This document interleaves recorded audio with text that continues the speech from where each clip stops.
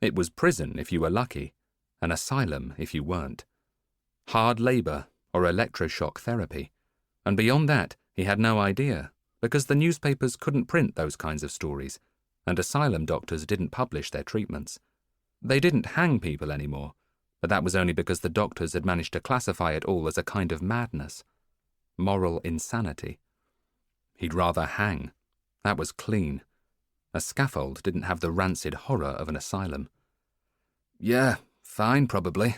Dunno, he's been away. Listen to me very carefully. Thaniel frowned. He was too hot now. All his internal engines were revving, ready to run, even though there was nowhere to run to. It's yes, and I don't know, Steepleton. Promotions come to he who enunciates.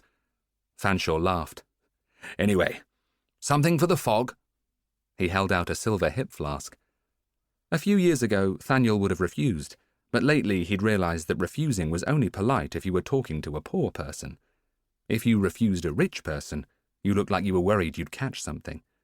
He took a sip, and the brandy seared nicely down the back of his throat. Thanks.